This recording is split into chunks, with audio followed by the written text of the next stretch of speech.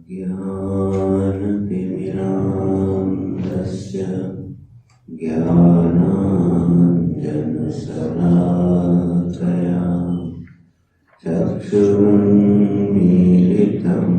येन तस्मै श्रीगुरवे नमः।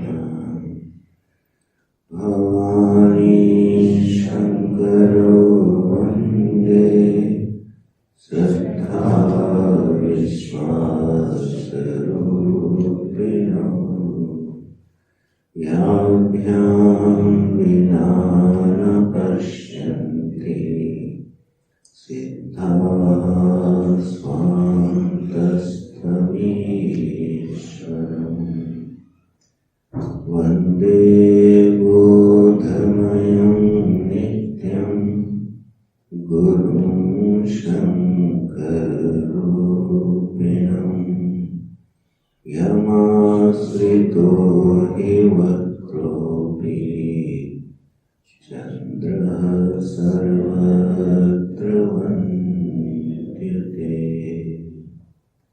ॐ सच्चिदानन्दस्वरूपाय परमात्मने नमः। ॐ श्री सद्गुरुचरणकमलेभ्यो नमः। अखण्डं सच्चिदानन्दम्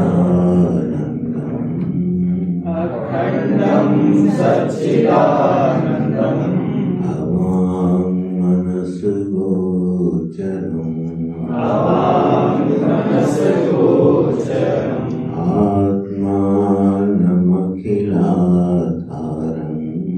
आत्मानमखिलाधारम् आश्रयेभीष्टसिद्धये अर्थतोऽप्यद्वयानन्दम्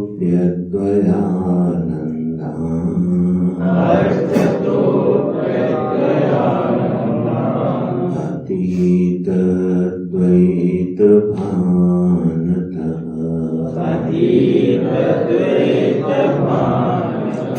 गुरूणाराध्य वेदान्त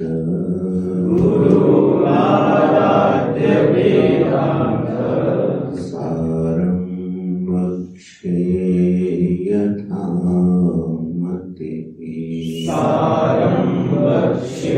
यथामतिः।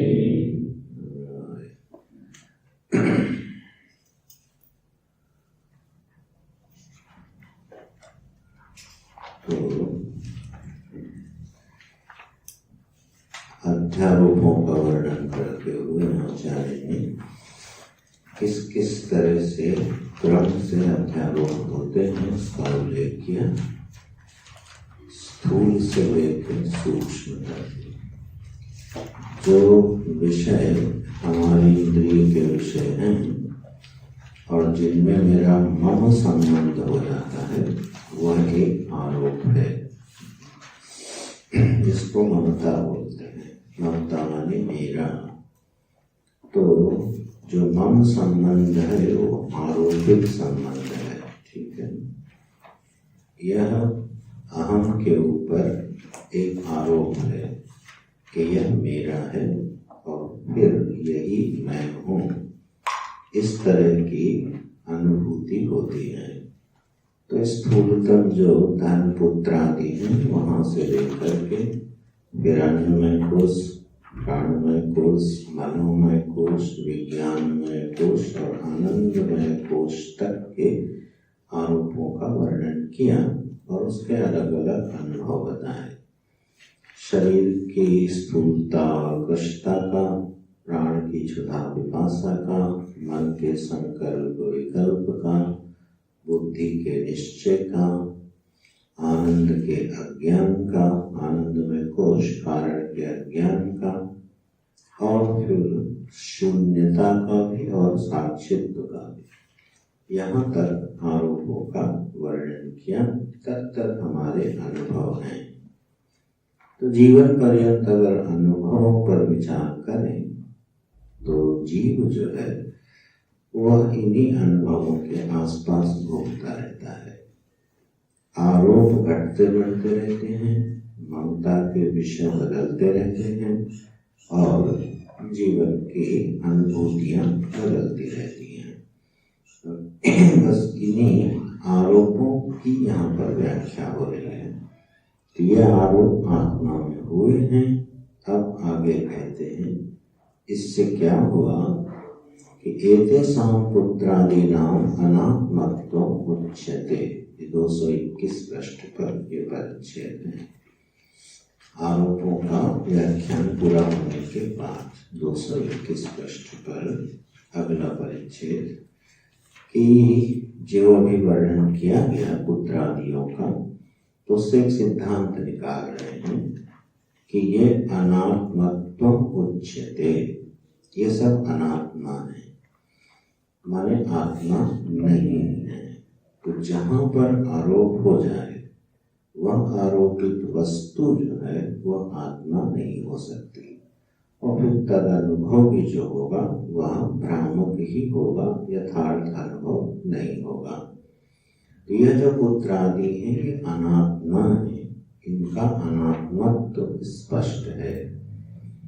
एतैहि अतिप्राकृत आदिवादिभिः उक्तेषु श्रुति युक्ति अनुभव आभासेषु, ये जो आरोप हैं अति प्राकृत व्यक्ति से जो शुरू किए थे और क्रम से आगे बढ़ते गए, तो इसमें 3 चीजें उदाहरण दी गई थी। श्रुति भी है, युक्ति भी है और अनुभव भी है। तो जीवन के जितने अनुभव हैं वह एक एक धरातल पर श्रुति के अनुसार है। जहाँ जहाँ पर आरोप हो सकता है उसका वर्णन श्रुति में है, और फिर उसी के अनुसार युक्ति है और फिर हमारा अनुभव है। तो इन अनुभवाभासेषु में क्या हुआ? पूर्वोक्त श्रुति युक्ति अनुभव आभासानां उत्तरोत्तर श्रुति युक्ति अनुभवाभासैः आत्मत्वबाध दर्शनात् पुत्रादीनां अनात्मत्वम् स्पष्टम एव। क्या कहे, क्या सिद्धांत निकाले हैं कि जैसे जैसे उत्तरोत्तर आरोप होता जाता है तो मानो पूर्व आरोप का बाद होता जाता है, बाद में खंडित होता जाता है। और इससे ये सिद्ध होता है कि ये सब में क्या है, अनात्मत्व धर्म रहता है। ये सब अनात्मा है, यह स्पष्ट ही है। क्या कहना चाहते हैं? जहाँ जहाँ आरोप हुआ वो सब के सब अनात्मा है, आत्मा नहीं हो सकते। क्यों नहीं हो सकते? क्योंकि बोले हर आरोप पहले वाले आरोप का बाध करके ही उदित होता है। ठीक है, जैसे पुत्र में आरोप हुआ तो पुत्र के हर्षित होने पर हम हर्षित हुए, लेकिन जब ग्रह प्रदीप्त हो गया और उससे अपनी रक्षा हुई तो पुत्रो हम जो अनुभव है, पुत्र से जो तादात्म्य उसका बात हो गया, शरीर से तादात्म्य हो गया। ठीक है, फिर शरीर से तादात्म्य होकर जो अनुभव हो रहा है वो उत्तरोत्तर अनुभव होने पर पहले पहले अनुभव का बाद होता जाता है। तो इससे सिद्ध क्या हुआ? सिद्ध हुआ कि ये जहाँ जहाँ आरोप हो रहा है वो सब के सब अनात्मा हैं, आत्मा नहीं हो सकते। ऐसे उत्तरोत्तर अनुभव पूर्व के अनुभव का बाध करते जाते हैं, इसी को अपवाद बोलते हैं, वो भी आगे बताएंगे। तो अध्यारोप और अपवाद ये 2 जीवन में चलते रहते हैं। हम लोग आरोप करते रहते हैं और अपवाद करते रहते हैं। जैसे जैसे जीवन के अनुभव बदलते जाते हैं, पूर्व के अनुभवों को हम ही लोग खंडित करते चले जाते हैं। यही प्रक्रिया दिखाई देती है। अब एक बालक का जो अनुभव है वह एक युवा के अनुभव से बिल्कुल नहीं होता। वही बालक जब युवा हो जाता है तो अपने बाल्यावस्था के अनुभवों का क्या कर देता है? बात कर देता है, खंडन कर देता है। फिर वही युवा जब विवेकहीन होता है तब उसका अनुभव दूसरा होता है। जब थोड़ा उसको विवेक हो जाता है, सत्संग आदि की प्राप्ति हो जाती है, तब वही युवा अपने पूर्व अनुभव का बात कर देता है। और जैसे जैसे विवेक बढ़ता है जीवन में, ज्ञान बढ़ता है, वैसे वैसे पूर्व के अनुभव बाधित होते जाते हैं। जैसे एक अविवेकी व्यक्ति क्या बोलता है कि यह संसार मानो ये विषय बड़े सुखद है, लेकिन जब विवेक करता है तो बोलता है नहीं नहीं, ये विषय सुखद ही नहीं है, साथ में दुखद भी नहीं है। ठीक है, तो उसका अनुभव बदल गया कि विषय में सुख है, यह एक अनुभव था। फिर विवेक हुआ, बोले नहीं, ऐसा लगता नहीं है कि विषय में सुख है, क्योंकि वहां से दुख भी आता है। तो ये बात होते जाते हैं। जहां जहां बात हो जाए वो अनात्मा, और जिस अनुभव का बात ना हो वो आत्मा। ये नियम बना। जिस अनुभव का खंडन हो जाए, हम खुद ही खंडन कर बैठे, वो फिर अनुभव यथार्थ अनुभव नहीं है। और वह वस्तु जिसके कारण आरोपित होकर अनुभव हो रहा था, वो वस्तु भी सत्य नहीं है। ठीक है, तो ना तो वस्तु सत्य है, ना तादात्म्य सत्य है, और इसीलिए अनुभव भी सत्य नहीं है।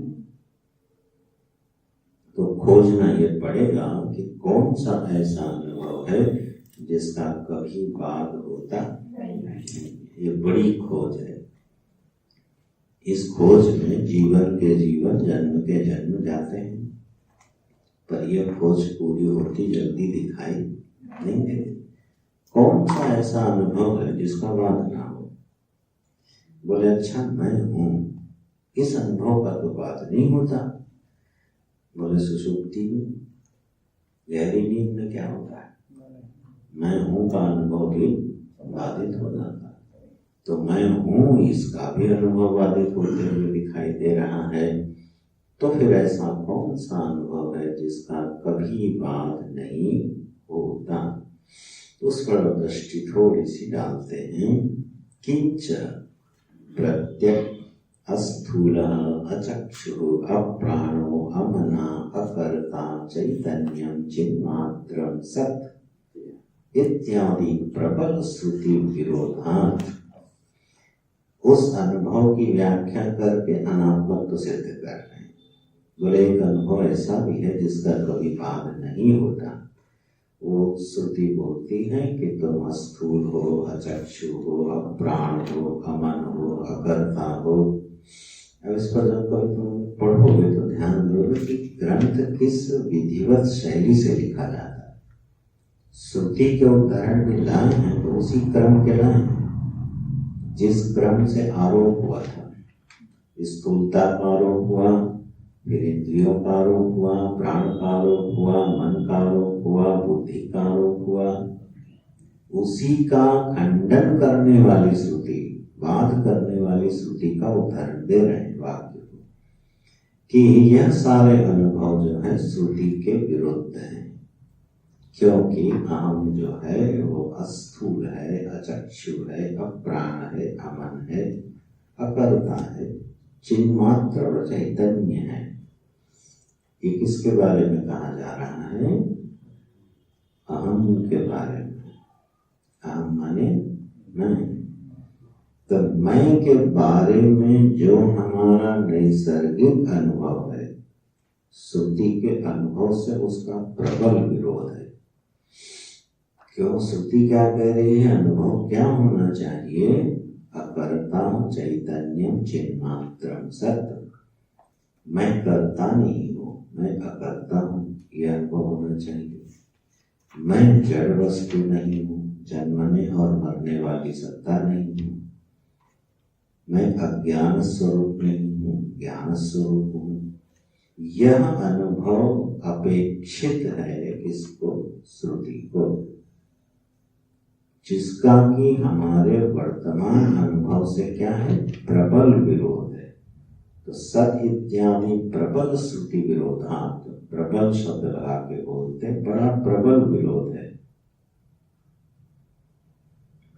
मतलब ठीक उल्टा, जो अनुभव श्रुति को अपेक्षित है उससे ठीक उल्टा अनुभव हमको है ना।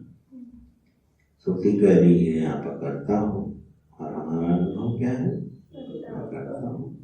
अरे भाई मेरे सिवा और कौन करेगा?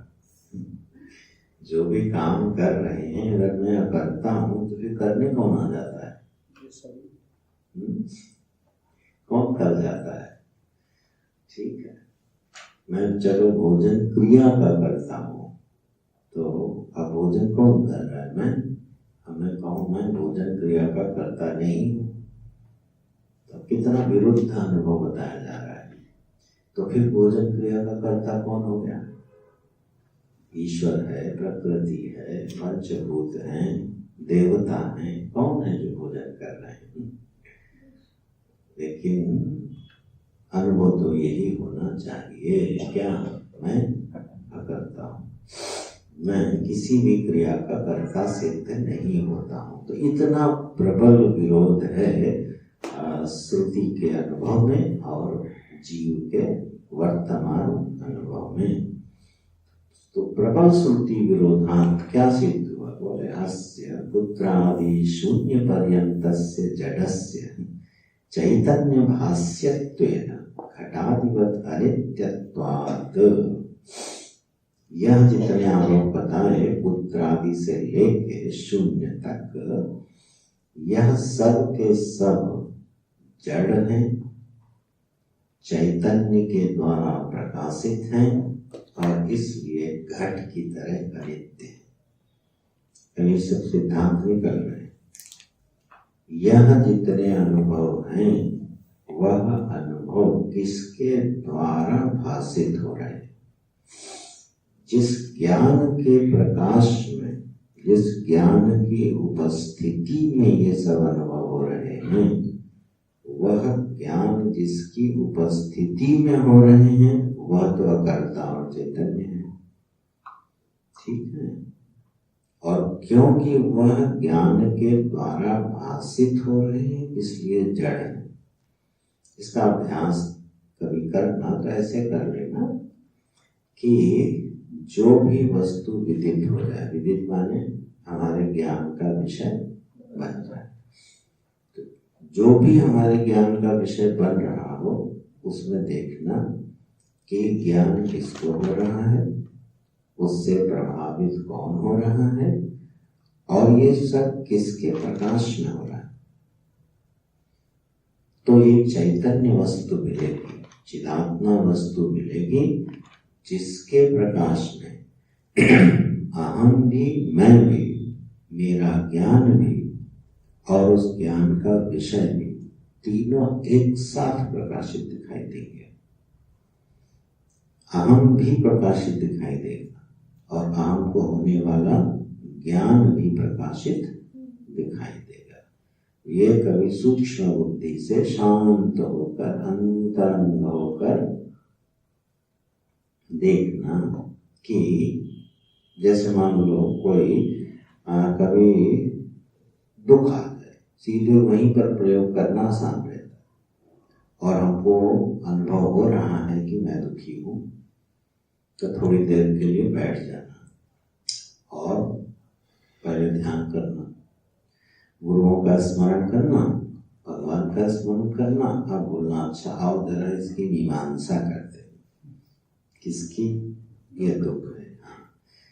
तो दुख मिलेगा, हाँ मैं दुखी हूँ, वर्तमान में मैं दुखी हूँ, ये अनुभव हो रहा है। ठीक, किसी कारण से दुखी हूँ, वो कारण ढूंढ लेगा, तो वो जो विषय है वो भी मिल जाएगा जिसके कारण मैं दुखी हूँ। अब विषय भी मिल गया, उस विषय का ज्ञान भी हो रहा है और दुख की अनुभूति भी हो रही है। इन सबको एक साथ कोई प्रकाशित कर रहा है कि नहीं कर रहा? सब पूरे अनुभव को, मैं दुखी हूँ इस अनुभव को, मेरे दुख के विषय को, उस ज्ञान क्रिया को, तब जब बिल्कुल शांत अंतरंग होकर देखोगे तो एक चिदात्मा वस्तु मिलेगी जिसके प्रकाश में सब कुछ प्रकाशित है और वह वस्तु असंग है। अकर्ता है, चैतन्य है, ब्रह्म है, ऐसे ब्रह्म का अनुसंधान किया जाता है। तो दृष्टांत अगर फिलहाल लेना हो तो आकाश का ले सकते हो। जैसे आकाश है, उस आकाश में मानो बारिश हो रही है, वृष्टि हो रही है। ठीक, वृष्टि कहाँ हो रही है? आकाश में। जल की धारा का आश्रय कौन है? आकाश में हो रही है। आकाश में वो जलधार गिरने पर भी, वृष्टि होने पर भी, आकाश उसका आश्रय होने पर भी क्या कभी गीला होता है? कभी गीला नहीं होता। नियमानुसार गीला होना चाहिए। आकाश में पानी बरस रहा है तो आकाश को गीला होना चाहिए, लेकिन आकाश गीला तो होता नहीं है। आश्रय देने के बाद भी उसका संबंध नहीं है। ज्ञानात्मा का लक्षण यही है, ब्रह्म वस्तु का, चैतन्य वस्तु का लक्षण यही है। दुख को आश्रय दिए है, जो दुखी हो रहा है उसको भी आश्रय दिए, और दुख की क्रिया को भी आश्रय दिए, ज्ञान क्रिया को, लेकिन फिर भी वो दुखी नहीं, ना वो दुखी है और ना वो सुखी। वह जो चैतन्य वस्तु है उसी का अनुसंधान करना है, और वह चैतन्य वस्तु वह करके कभी नहीं मिलेगी, वो अहम होके ही मिलेगी। तो ऐसा जिसको धीरे धीरे अनुभव होने लगे तो ये श्रुति का अनुभव फिर हमारा अनुभव बनने लगेगा। केवल थोड़ी देर चुप होकर बैठ जाओ और विहंगम दृष्टि से देखते ही रहो, तो देखते देखते ही उसका स्वरूप बदल जाएगा। बड़े से बड़े दुख और बड़े से बड़े सुख, बड़े से बड़े अनुभव सब इसके प्रकाश में हो जाएंगे। ठीक है, तब एक शाश्वत अनुभव जीवन में उतरने लगेगा धीरे धीरे से। अच्छा, यह है मेरा स्वरूप, यही है अखंड अबाधित अनुभव, जिसका कभी बाध नहीं हो सकता। युक्ति से बिल्कुल सिद्ध है, इसका कभी बाध नहीं हो सकता, क्योंकि जो भी उपलब्ध होगा इसी ज्ञान के प्रकाश में उपलब्ध होगा। जिसके प्रकाश में उपलब्ध हो रहा है उस वस्तु का कभी बाध हो ही नहीं सकता। ऐसे तो यहाँ बता रहे हैं कि यह जो पुत्रादि शून्य पर्यंत जड़ वस्तुएं हैं, क्योंकि ये चैतन्य के द्वारा प्रकाशित हैं, इसलिए अनित्य। जो वस्तु प्रतीत हो रही है, जानी जा रही है, वो क्या हो गई? अनित्य। और कैसे अनित्य हो गई? घटाधिपत। जैसे घड़ा अनित्य होता है, अब इस शरीर को क्या कहा जाता है? सब तो लोग इसको घड़ा ही बोलते हैं। ये क्या है? घड़ा, क्योंकि इसका घटवत ज्ञान हो रहा है। इस शरीर का ज्ञान हमको हो रहा है कि नहीं हो रहा है? तो जिसका ज्ञान हो रहा है बिल्कुल घट की तरह, तो वो अनित्य होगा। और शरीर तो अनित्य है, इसमें तो कोई संशय नहीं है ना। शरीर तो किसी का भी नित्य होता, आएगा और जाएगा। तो ऐसा जो घटाधिपत अनित्यत्वात्, क्योंकि ये घटाधिपत अनित्य है, इसलिए क्या अनुभव होना चाहिए? अहम ब्रह्म इति, मैं कौन हूँ? ब्रह्म हूँ। जब ये अहम ब्रह्म बोला जाता है, ये वाक्य इतनी बार इस तरह से बोला गया है कि लोगों को इस वाक्य से चिढ़ होने लगती। बड़े आए अपने को ब्रह्म बोलने वाले, तो इससे जरा सावधान रहना। यह अनुसंधान है, लेकिन इतनी तरह से इसको बोला गया उटपटांग तरीके से कि इसको लोग फिर निंदित दृष्टि से देखने लगे। बड़े आए ब्रह्म कहने वाले अपने आप को, नहीं, ऐसा नहीं। उस संवेदना का भी वो प्रकाशक है। ठीक है, लेकिन यह प्रक्रिया से जब हम विचार करेंगे तो इसी निश्चय पर पहुंचेंगे। ये अहम अहंकारी वाला अहम नहीं है, शुद्ध चैतन्य है। तो अहम ब्रह्मेति विद्वत अनुभव प्राबल्याच्च, बोले विद्वानों का यही अनुभव है और प्रबल अनुभव है। ठीक, इसलिए तत् श्रुति युक्ति अनुभव आभासानां बाधितत्वात् अपि पुत्रादि शून्य पर्यंतम अखिलम अनात्मा एव। माने पूरे वाक्य से, पूरे परिच्छेद सिद्धांत से जो बता रहे हैं उसे क्या सिद्ध करना चाहते हैं कि सब का सब अनुभव और सब की सब वस्तुएं क्या है, अनात्मा है। अनात्मा होने से वो मेरा स्वरूप नहीं हो सकता। जिस शब्द के साथ अनात्मा लग जाए फिर वो हमारा स्वरूप नहीं होगा बस। और अनात्मा हर उसके साथ लग जाएगा जो हमारे ज्ञान के प्रकाश में प्रकाशित है। सीधी छलांग लगाओ। ये जो अहंकार है, अहम है, ये भी हमारे ज्ञान में प्रकाशित है कि नहीं? है कि नहीं? मैं अहंकारी हूं, इस बात का भी ज्ञान प्रकाशित हो रहा है कि नहीं हो रहा है?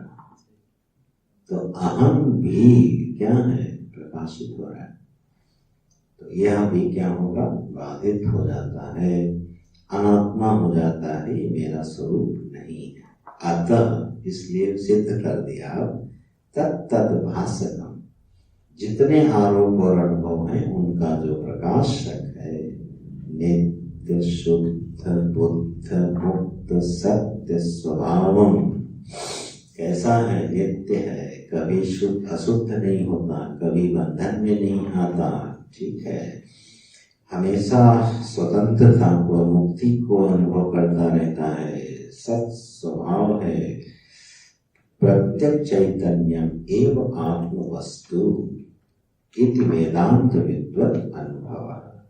बोले जो प्रत्यक्ष चैतन्य माने होता है जो सबसे अंदर होके बैठा है, सबसे भीतर, सबसे आखिरी, ऐसे कर, जिसके बाद फिर कुछ बचता नहीं है। ऐसा जो अंतरंग होके उपस्थित हो रहा है वही है आत्म वस्तु। ऐसा वेदांत के विद्वानों का क्या है, अनुभव है। तो वेदांत पढ़ के जो विद्वान बने उसका अनुभव कैसा होना चाहिए, नित्योहम शुद्धोहम बुद्धोहम, बुद्धोहम बोलना, बद्धोहम नहीं, और बुद्धोहम नहीं बोलना। बुद्ध है, ठीक है, ये बुद्ध माने ज्ञान, ज्ञान स्वरूप है, ऐसा स्वभाव है हमारा। वाह। तो एवं अध्यारोप, इस प्रकार से अभी तक आचार्य ने क्या सिद्ध किया, अध्यारोप। अध्यारोप क्या चीज होती है, ये हो गए आरोप। अध्यारोप फिर से याद कर लो। अध्यारोप माने होता है अधि माने ऊपर, और आरोप माने चढ़ बैठना, ठीक है। आरोप यदि हमारे स्वभाव के ऊपर दूसरी चीजों ने कब्जा जमा के रखा है, उसी का नाम है अध्यारोप। अच्छा जी, यहां तक हुआ क्या, अध्यारोप, ठीक। अब बताते हैं अपवाद। अपवाद किसको कहते हैं? अध्यारोप अपवाद जो शैली है उसको एक दृष्टांत से पहले समझ लो। अध्यारोप अपवाद माने होता है, मान लो ये तो आरोप है जो हमको नैसर्गिक प्राप्त है, ठीक है, शरीर के साथ, मन के साथ, बुद्धि के साथ, सभी को मिले हुए। लेकिन कुछ आरोप ऐसे होते हैं जो हम अपने ऊपर चढ़ाते हैं, ठीक है, और कैसे शास्त्र का आदेश मान के चढ़ाते हैं, ठीक है। तो उसको हो गया शास्त्रीय अध्यारोप। इसी से पैदा होती उपासना। जैसे हमने क्या कहा कि सूर्य जो है वो भगवान हैं, देवता हैं। अब हम कहेंगे सूर्य तो अग्नि का गोला है, हमने क्या आरोप किया इसमें, सूर्य देवता हैं, इनको अर्थ दो, ये क्या हो गया, अध्यारोप। शास्त्रीय अध्यारोप जब होते हैं तो क्या बनती है, उपासना। फिर कर्तव्य का निर्धारण होता होता है। जैसे शास्त्र ने कहा कि भाई तुम क्या हो, बोले तुम सन्यासी हो। अभी क्या हो गया, आरोप हो गया।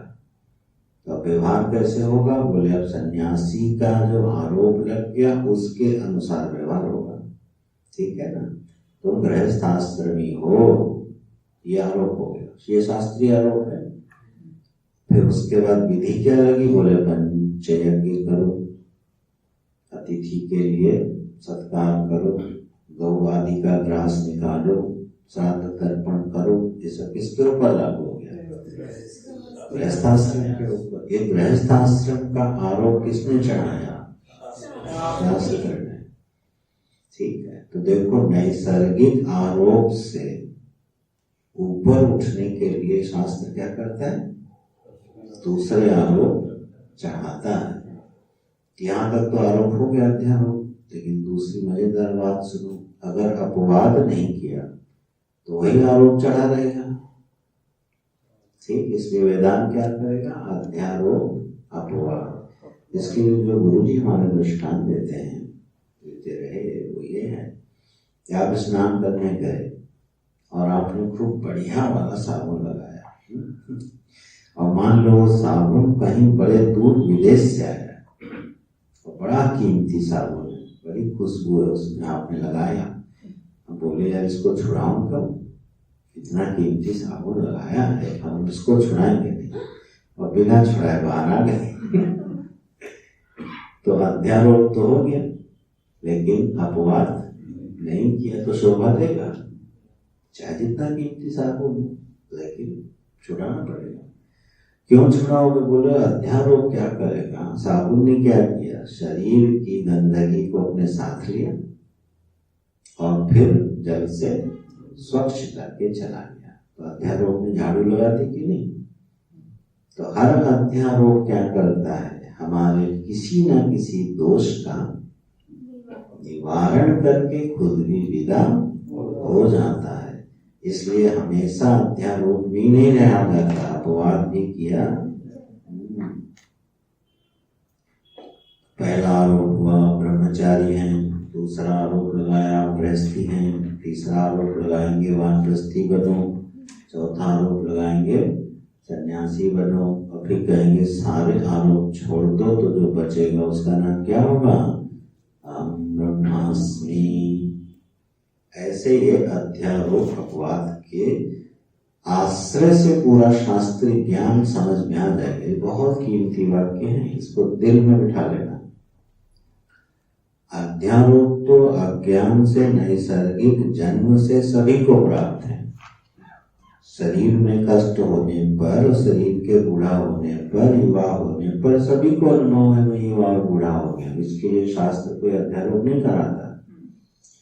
सुखी दुखी होने पर सभी बोलते हैं, मन के विक्षिप्त होने पर सभी बोलते हैं मन में विक्षेप है, मैं विक्षिप्त हूँ, मुझे अभी समझ में नहीं आ रहा, मैं ज्ञानी हूँ, मैं बुद्ध हूँ। ये तो सब आरोप क्या है, नैसर्गिक है, जन्म से सिद्ध है। लेकिन इन्हीं जन्म सिद्ध आरोपों को हटाने के लिए पहले क्या होंगे, अध्यारोप होंगे।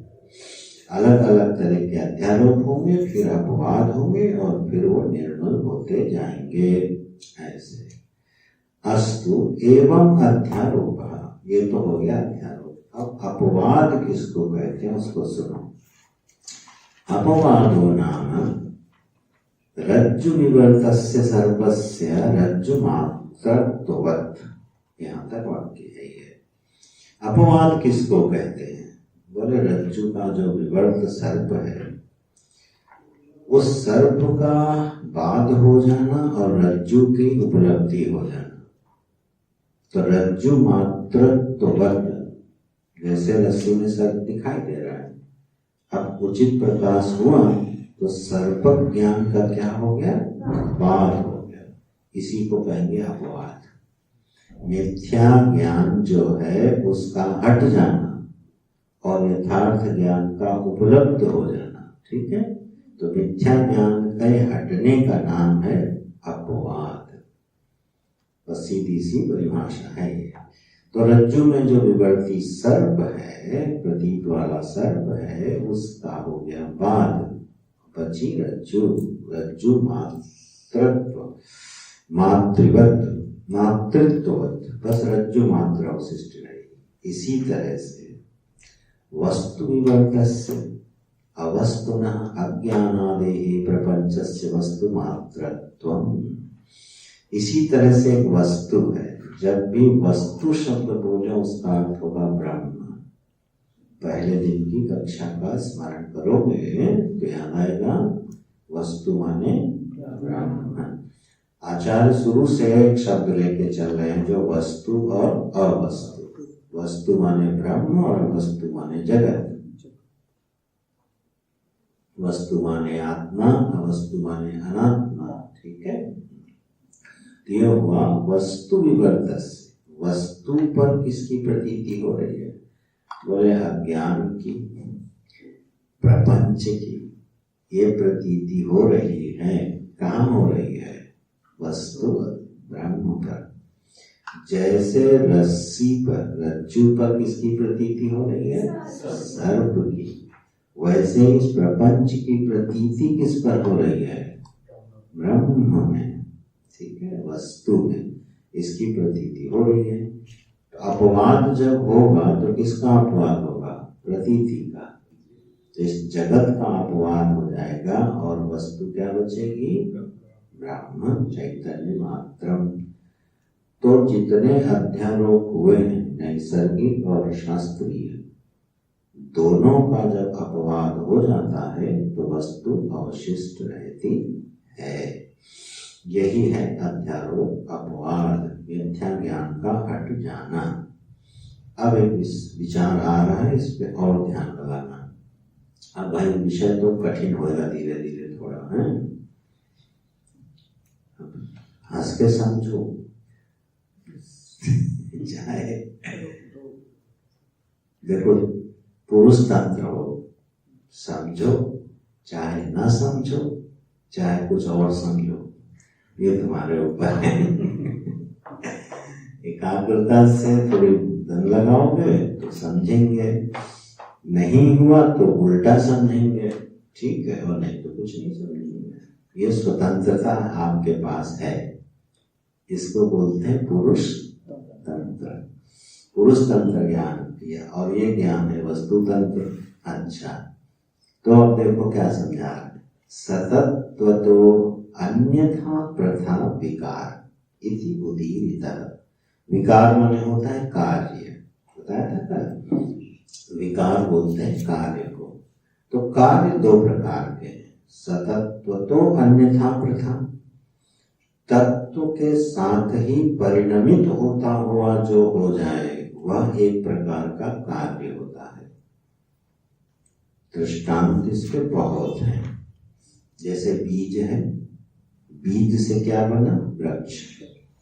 ठीक, तो अब बीज जो है जब वृक्ष बना तो बीज नष्ट हो गया कि नहीं? बीज नष्ट हो गई तो वृक्ष बनेगा। ठीक है, तो ये है सतत्वतो अन्यथा प्रथा। जब तत्व के साथ ही परिवर्तन हो जाए, तो जब कार्य की उपलब्धि होवे और जिस कारण से आ रहा है वह कारण ही कार्य के रूप में प्रकट हो जाए, माने कारण नष्ट हो जाए, तो एक प्रकार का कार्य ये होगा। और दूसरे प्रकार का कार्य क्या है? अतत्वतो अन्यथा प्रथा। बोले तत्व जैसा था, कारण जैसा था वो वैसा ही रहा, और वो वैसा रहते हुए ही दूसरे के कार्य के रूप में उपलब्ध हो गया। ठीक है, इसको बोलेंगे विवर्त। यह भी एक कार्य है। अब दृष्टांतों से ही समझ लो।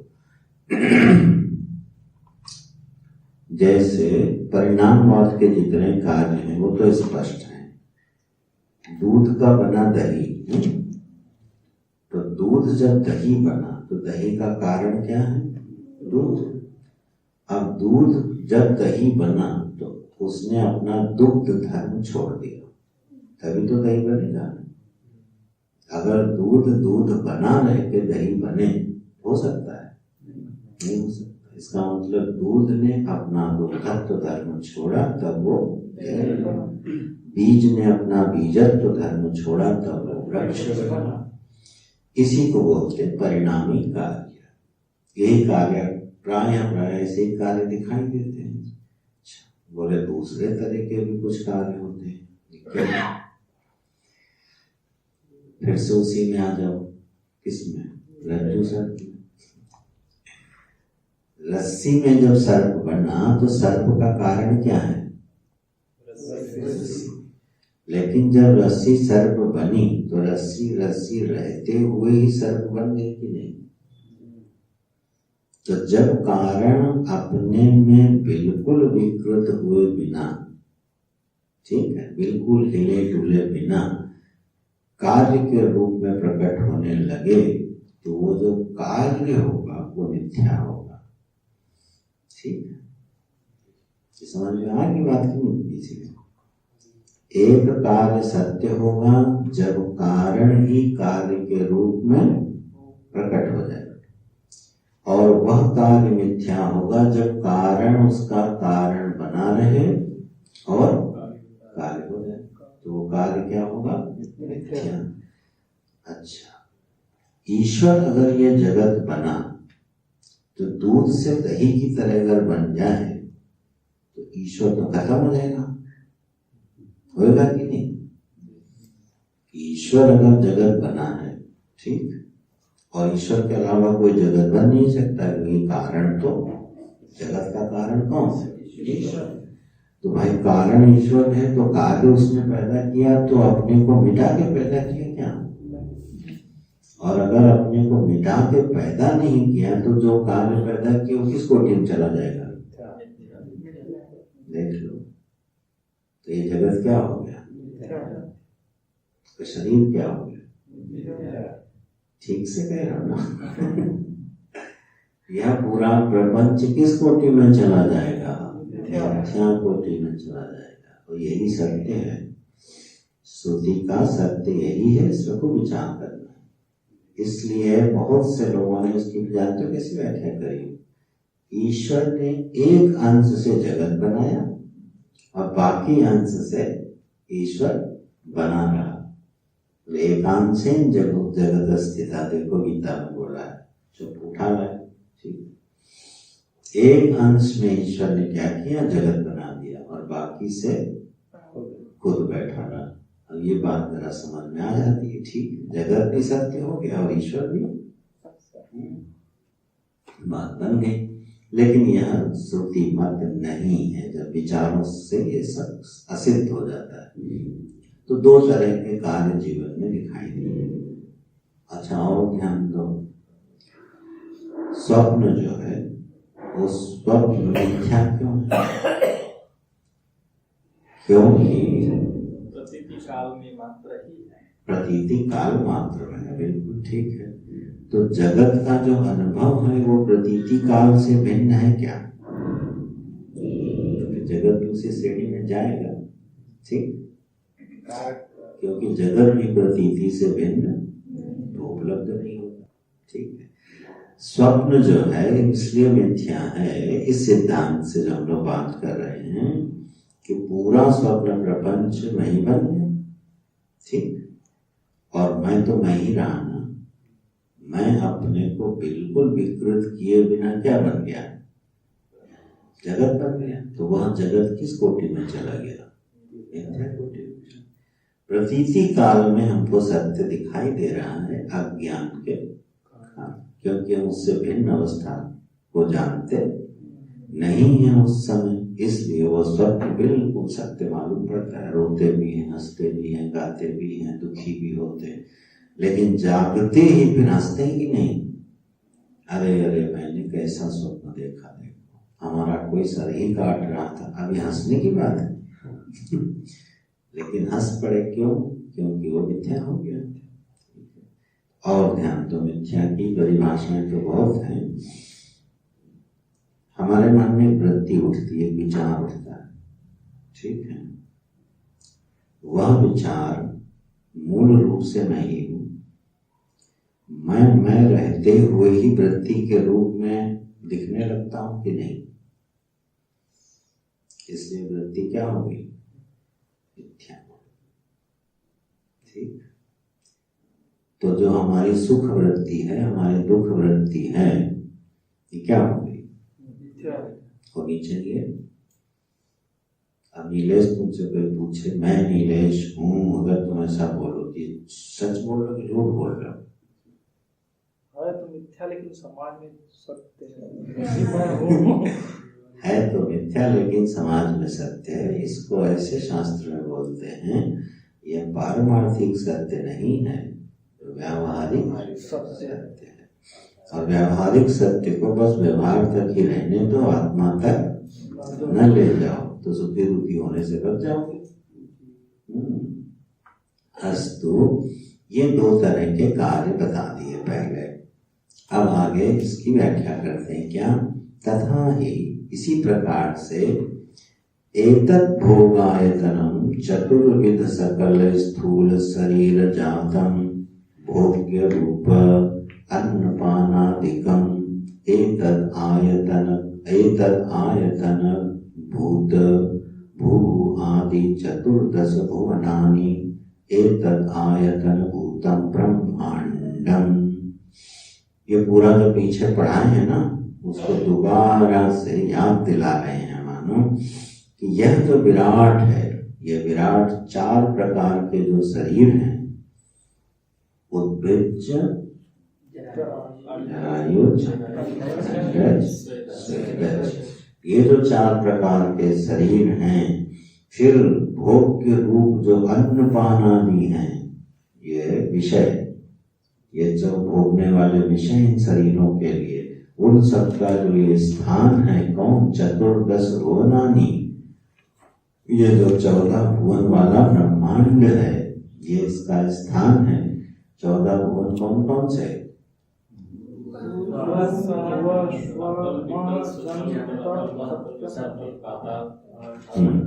तो और नीचे वाले अतल,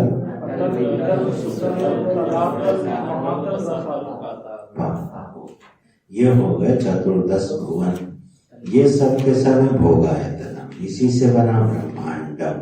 ब्रह्मांडम चेतत् सर्वम एतेषां कारण रूपम पंचीकृत भूत मात्रम भवति। इन सब का जो कारण है वो क्या है? पंचीकृत पंच महाभूत। अब पीछे का याद रखोगे तो आगे आगे का समझ में आएगा।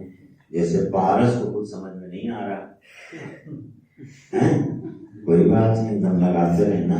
हिम्मत न हारियो विसारियो न राम को। ठीक, ये विषय धीरे धीरे ही समझ में आते हैं। तो यह जो स्थूल शरीर है और यह विराट जगत है, ये पंचीकृत पंच महाभूतों से बना ना, तो इसका कारण क्या हो गया? पंचीकृत पंच महाभूत। इनसे ये स्थूल ब्रह्मांड विराट और शरीर आ गए। ठीक। एतानि शब्दादि विषय सहितानि पंचीकृतानि भूतानि सूक्ष्म शरीर जातम च एतत् सर्वम। अब इनका जो शब्दादि विषय हैं और ये पंचीकृत पंचभूत हैं और ये जो सूक्ष्म शरीर हम लोगों ने पढ़े थे, वो जो सब उत्पन्न हुए, उनका कारण क्या है? बोले एतेषां कारण रूप अपंचीकृत भूत मात्रम भवति। जो सूक्ष्म पंच महाभूत हैं वो फिर किसका कारण हो गए? सूक्ष्म प्रपंच का। जो 17 अवयव वाला सूक्ष्म शरीर बना वो किससे आया है? सूक्ष्म पंच महाभूतों के सात्विक अंश से। फिर से याद कर लो, सूक्ष्म पंच महाभूतों के सात्विक अंश से, राजसिक अंश से, तामसिक अंश से। सात्विक अंश से इंद्रियां, मन आदि आए, राजसिक अंश से प्राण और क्रिया शक्ति आई और तामसिक अंश से उनका स्थूलीकरण हो गया। ठीक है। तो स्थूल जगत जो दिख रहा है, इसका कारण क्या हो गया? सूक्ष्म प्रपंच। सूक्ष्म प्रपंच का कारण है अपंचीकृत पंचमहाभूत। और पीछे लौट, एतानि सत्वादि गुण सहितानि अपंचीकृतानि उत्पत्ति व्युत्क्रमेण एतत् कारणभूत अज्ञानोपहित चैतन्य मात्रं भवति। ये तीनों कहाँ से आए? अपंचीकृत पंच महाभूत कहाँ से आए? बोले सत्वादि जो गुण है, सत्व गुण, रजो गुण और तमो गुण, इनसे क्या आए हैं? अपंचीकृत पंच महाभूत। ये गुण कहाँ से आए? तो बोले अपने कारणभूत अज्ञान से। ठीक, वह कारणभूत अज्ञान जिससे उपहित हुआ चैतन्य, ठीक, तो चैतन्य मात्र भवति, वो उसका क्या हो गया? कारण हो गया। ऐसे कार्य कारण में पीछे पीछे जा रहे हैं, कहाँ तक पहुंचे? अज्ञानोपहित चैतन्य। अज्ञानोपहित चैतन्य का नाम है ईश्वर। तो ईश्वर तक पहुंच गए। फिर से क्रम देख लो। यह स्थूल प्रपंच, इसका कारण है सूक्ष्म पंच महाभूत, नहीं, पंचीकृत पंच महाभूत। पंचीकृत पंच महाभूतों का कारण है अपंचीकृत पंच महाभूत। अपंचीकृत पंच महाभूतों का कारण है त्रिगुण। त्रिगुण का कारण है अज्ञान। अज्ञान से जो उपहित चैतन्य है उसका नाम क्या है? ईश्वर। तो कहाँ तक पहुंच गए? ईश्वर तक। वही कह रहे हैं सर्वम एतेषां कारण रूप नहीं, हाँ, एतद् अज्ञानोपहितं चैतन्यं च ईश्वर आदिकम। ईश्वर हो गया। अब एतद् आधारभूत अनुपहित चैतन्य रूपम तुरीयं ब्रह्म मात्रं भवति। देखो कहाँ से कहाँ पहुंचा दी। अब उस अज्ञान की उपाधि से उपहित चैतन्य का नाम है ईश्वर, और वह ईश्वर अनुपहित चैतन्य के स्वरूप में क्या है? ब्रह्म है, तुरीय वस्तु। तो मूल में कहाँ पहुंचे? ब्रह्म मात्रम। ब्रह्म नाम मात्र जो वस्तु है, चिन्मय वस्तु है, ज्ञान वस्तु है, उसी में कौन प्रकट हुआ? पहले ईश्वर, फिर ईश्वर से आए त्रिगुण, त्रिगुण से आए अपंचीकृत पंचभूत, फिर उनसे आए पंचीकृत पंचभूत, फिर उनसे आया ये जगत।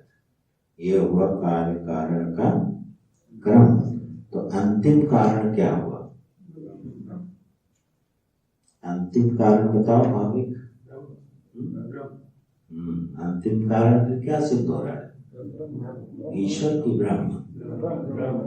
क्यों? ईश्वर तो अज्ञान से उपहित होकर, चैतन्य अज्ञान से उपहित होकर ईश्वर बना। इसका मतलब ईश्वर भी आया, ईश्वर भी व्यक्त हुआ। इसलिए ईश्वर भी किस कोटि में चला गया? कार्य कोटि में। गया कि नहीं गया?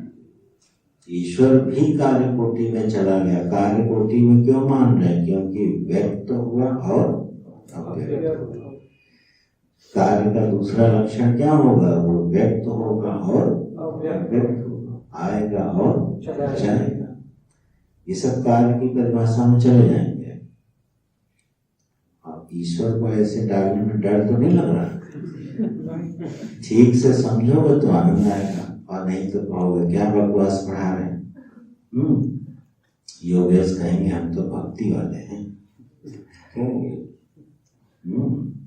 लेकिन इससे भक्ति बढ़ती है। अच्छा, तो यह ईश्वर भी अब क्या होता है? अब व्यक्त होता है और अव्यक्त। इन सबके मूल में एक वस्तु है, उसका नाम है ब्रह्म वस्तु।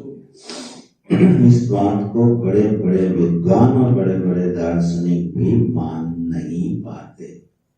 ठीक है, नाना प्रकार के तर्क उपस्थित करके दर्शन खड़े कर देते हैं।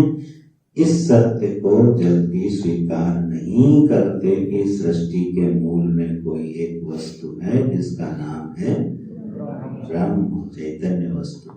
ना तो वैज्ञानिक मानते हैं, ना सांख्य वाले मानते हैं, ना हम न्याय वाले मानते हैं, ना मीमांसा वाले मानते हैं। कोई ऐसी इस ब्रह्म वस्तु को मान नहीं। बोले हम क्यों माने? अगर इतने बड़े बड़े लोगों ने नहीं माना तो हम क्यों माने? क्योंकि श्रुति प्रमाण है। गुड। इसलिए क्योंकि इस संबंध में जो प्रबल प्रमाण है कहाँ से प्राप्त हो रहा है? श्रुति से। और उसी प्रमाण को व्याख्या किया किसने? भगवान वेदव्यास। फिर उसी प्रमाण को समझाया किसने? भगवान भाष्यकार शंकराचार्य। तो आचार्य के बल से, श्रुति के बल से ये बात मानी जाती है और फिर तदनुसार ही अनुभव होता है जीव को, अगर वो प्रक्रिया से चले, क्रम से चले। इसमें कभी उलझना नहीं। देखो, व्यास जी के ही शिष्य हैं जैमिनी ऋषि, ठीक? और उन्होंने मीमांसा दर्शन बना दिया और ईश्वर को ही नहीं माना।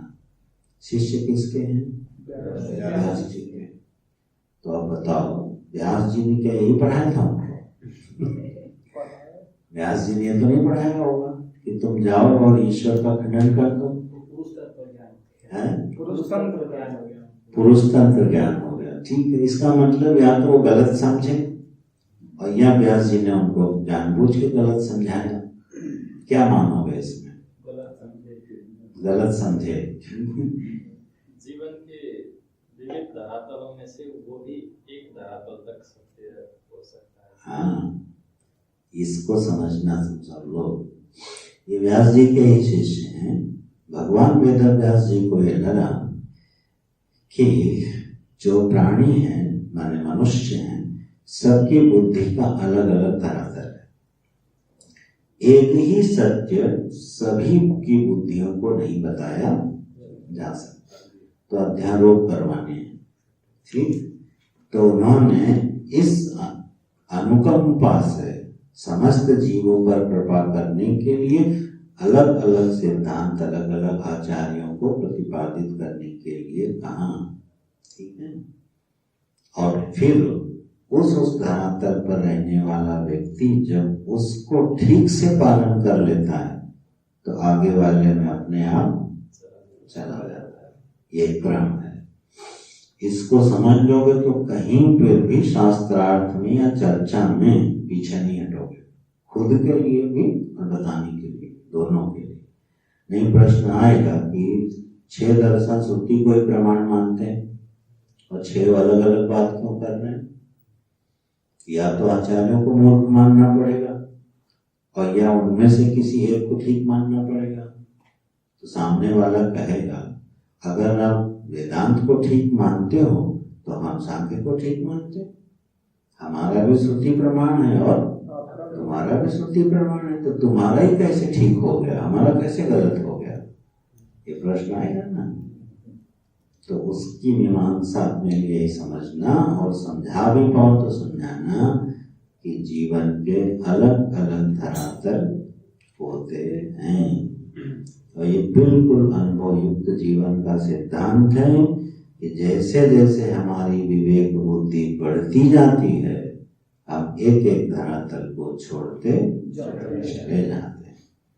और इसी को आश्रय बना के वर्णाश्रम व्यवस्था ऋषियों ने बनाई है। अच्छा, तो दर्शन जो जीवन में आते हैं, इसके लिए इन्होंने गोवर्धन पीठाधीश्वर जी ने एक बड़े सुंदर वाक्य की रचना करी। सत्य सहिष्णुता की क्रमिक बुद्धि दर्शन की अभिव्यक्ति है। एक वाक्य बनाया, सत्य सहिष्णुता की क्रमिक अभिव्यक्ति भिन्न भिन्न दर्शनों की अभिव्यक्ति। इस वाक्य को समझो। हमारी बुद्धि जितने सत्य को सहन कर सकती है, उतने सत्य को सहन करने के लिए एक दर्शन है, ठीक? सत्य सहिष्णुता की क्रमिक बुद्धि या सत्य सहिष्णुता की क्रमिक अभिव्यक्ति, ठीक है? वो दर्शन का तारतम्य है। जैसे दृष्टांत लो, चार्वाक दर्शन है। अब हमारी बुद्धि इसी सत्य को सहन कर पाती है कि इस शरीर से पहले कोई जीवन नहीं था, इस शरीर के बाद कोई जीवन नहीं रहेगा। बस हमारी बुद्धि इससे बड़े सत्य को सहन करने के लिए तैयार नहीं। उससे कहो नहीं यार, इस शरीर से पहले भी तुम थे, आगे भी तुम रहोगे, तो सीधे बोलेगा देखा है तुमने, क्योंकि प्रत्यक्ष प्रमाण पर आश्रित है चार्वाक। एक ही प्रश्न पूछेगा देखा है। अब आप लाख कहो, लाख समझाओ, मानने वाला नहीं, क्योंकि आप दिखा सकते नहीं। ठीक है, तो जब दिखा सकते नहीं तो मानेगा नहीं। तो वह बुद्धि इसी सत्य को मान पाती है कि यह जीवन इसी शरीर तक है। तो एक दर्शन बन गया। क्या बोले? संयम पूर्वक रहो, जिससे जीवन पर्यंत अच्छे अच्छे भोगों को भोग सको। दर्शन बन गया ना, पहले दिन पढ़ा था ना। ये एक दर्शन हो गया, एक विज्ञान हो गया उस बुद्धि के लिए जो ये ही मान पाती है कि जीवन इससे आगे पीछे नहीं। तो उसके लिए कोई विज्ञान है, दर्शन बोले। हाँ, बोले असंयम पूर्वक मत रहो, नहीं तो जीवन पर्यंत भी भोग कर नहीं पाओगे। ठीक है, एक दर्शन बन गया। फिर धीरे धीरे जब संयम करना शुरू किया और बुद्धि निर्मल हुई, तब वो ऊपर झांकना शुरू करेगी। नहीं यार, जीवन इससे पहले भी है और इसके बाद युक्ति ढूंढेगा। जब एक बालक जन्म लेता है तो वो जन्म लेते ही भिन्न भिन्न स्वभाव वाला क्यों होता है? स्वभाव का निर्माण तो होगा जब बड़ा होगा, सीखेगा, लेकिन बचपन से ही, बाल्यावस्था से ही उस बालक का स्वभाव अलग होता है कि नहीं होता? इसका मतलब स्वभाव कहीं से तो आ रहा है। फिर दूसरा, कर्म सिद्धांत मानने वाले पूछेंगे, एक बालक गंदी नाली के किनारे किसी झोपड़ी में पैदा होता है, बड़े कष्ट में उसका जीवन बीतता है, और एक बालक जो है महल में पैदा होता है। तो उस बालक ने क्या अपराध किया था जो एक महल में पैदा हो गया, झोपड़ी में पैदा हो गया? इसका मतलब पीछे के कर्म कहीं ना कहीं चले आ रहे हैं, और बीच बीच में कहीं समाचार प्रकट हो गया है, उस बालक ने अपने पूर्व जन्म के गांव को पहचान लिया, अब पक्का हो गया। वो चला भी गया, 1 साल 2 साल का बालक अपने पूर्व के माता पिता को उसने पहचान लिया, अपनी सामान पहचान ली, सबके नाम बता दिए। अब जब ये घटना छप गई अखबार में, अब पक्का हो गया कि नहीं यार, ये जीवन इससे पहले भी था और अब नया दर्शन में प्रवेश हो गया कि नहीं? इसका मतलब हमको सत्कर्म करने चाहिए। आगे जो हमको जीवन मिलेगा वो किस पर निर्भर करेगा कि हमारे कर्म अच्छे हो गए।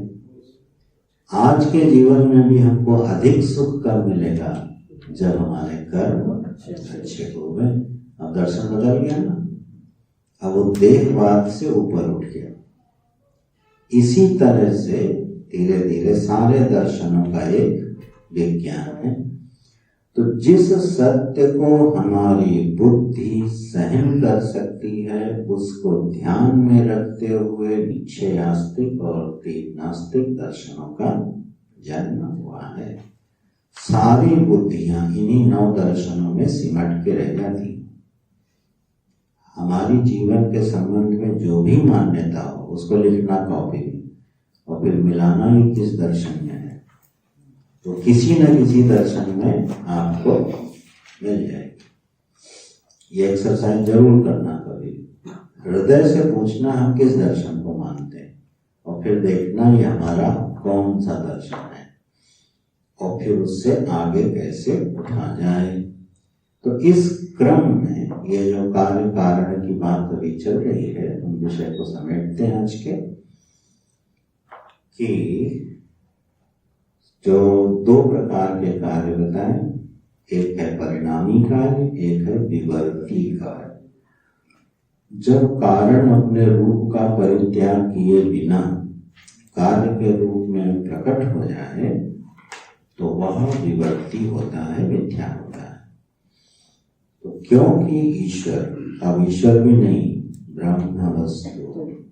ब्रह्म वस्तु जब ईश्वर बनी, ईश्वर के रूप में उपलब्ध हुई, तो उसमें किंचित भी विकार नहीं हुआ, वो वैसे की वैसी ही रही, वह आनंद रूप ही रही, वह अकर्ता अभोक्ता असंग ही रही। ठीक, उसमें कोई परिवर्तन नहीं हुआ।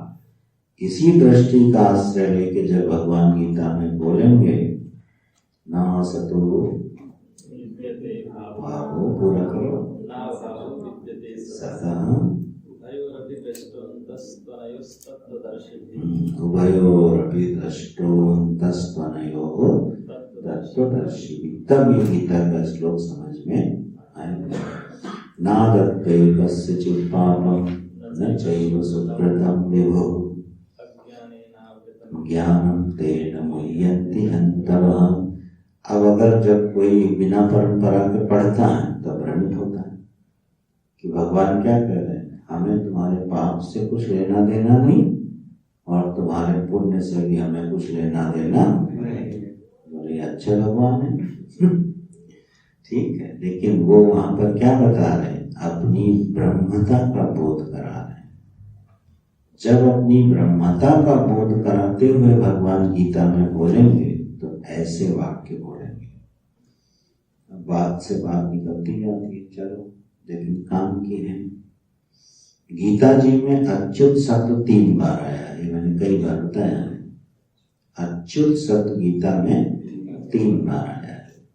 भगवान का संबोधन है जो अर्जुन ने दिया है, और 3 बार संबोधन, एक बार सगुण साकार को संबोधन, एक सगुण निराकार का संबोधन और एक निर्गुण निराकार का संबोधन। ये है हमारे व्यास जी। 3 संबोधन है। अच्युत, अच्युत का अर्थ होता है जो अपने स्वरूप से कभी नीचे नहीं गिरता, वैसा ही रहता है। तो भगवान जब बंसी बजा रहे हैं तब भी ब्रह्म है, भगवान जब विराट दर्शन करा रहे हैं तब भी ब्रह्म है, और भगवान जब हमारी आत्मा के रूप में अभिन्न होकर खेल रहे हैं तब भी ब्रह्म है। तो गीता जी में यह सिद्धांत एक संबोधन से प्रकट कर दिया। वैसे 3 संबोधन 3 अर्थों में। पहला है रथम स्थापयामि अच्युतये प्रश्न, ठीक है, और दूसरा है जहाँ पे विराट दर्शन कराना है, तत्समक्षम त्वामहे। वो श्लोक मुझे हमेशा विस्मृत हो जाता है, आज याद करके सुनाना। 10वें अध्याय में, 11वें अध्याय में होना चाहिए, ठीक है। हाँ, मैं आपके सामने क्षमा करवाता हूँ अपनी अपराधों को। क्षमा ये तो अच्युत, ये कहाँ है, विराट दर्शन, सगुण निराकार, और अंत में नष्टो मोह स्मृतिर्लब्ध्वं त्वत्प्रसादात् मया अच्युत। हे अच्युत, आपके प्रसाद से मेरा ज्ञान नष्ट हो गया और मैंने अपनी आत्मा ब्रह्म समझ लिया। तो 3 बार अच्युत शब्द इन 3 अर्थों में गीता जी में आया है, बहुत ही सुंदर है वो। भोजनेषु एको थवाप्यच्युत तत्समक्षं तत्क्षामये त्वां अहम प्रमेयः। मैंने आपकी कितनी अवज्ञा करी, शयन करते समय, भोजन करते समय आपको मैंने क्या क्या नहीं बोला, ठीक है। हे अच्युत, आप मुझे क्षमा कर दिए नहीं कह रहा, आपसे मैं क्षमा करवाता हूँ, करो। क्षामय क्रिया है उसमें। क्षामय का अर्थ होता है क्षमा करवाता हूँ। एक तो होता है क्षमा मांगना, प्रभु क्षमा करो, वो सामने वाले की मर्जी है, नहीं करेंगे, बोले ना यहाँ नहीं। क्षामय, हे अच्युत, मेरे उन अपराधों को क्षमा कर दो। क्या मैंने आपको केवल सगुण साकार माना, ठीक है, सुन रहे हो योगेश? अगर मैं केवल परमात्मा को वंशी कृष्ण ही मानता हूँ तो मैं अपराध कर रहा हूँ, क्योंकि वही विराट है और वही हमारी आत्मा है। ऐसे भगवान के तीनों स्वरूपों को समझना चाहिए। तो यही यहाँ बड़ी बड़ी पृष्ठ पंक्तियां जो लग रही हैं उससे यही समझाया जा रहा है। कार्य कारण में अंतिम कारण जो है ब्रह्म, वह ब्रह्म रहते हुए ही ईश्वर जीव जगत के रूप में प्रकट हो जाता है। नारायण। ओम पूर्णमद पूर्णमिदं पूर्णात् पूर्णमुदच्यते पूर्णस्य पूर्णमादाय पूर्णमेवावशिष्यते। ओम शांति शांति शांति। हरि ओम। श्री गुरुभ्यो नमः। हरि ओम।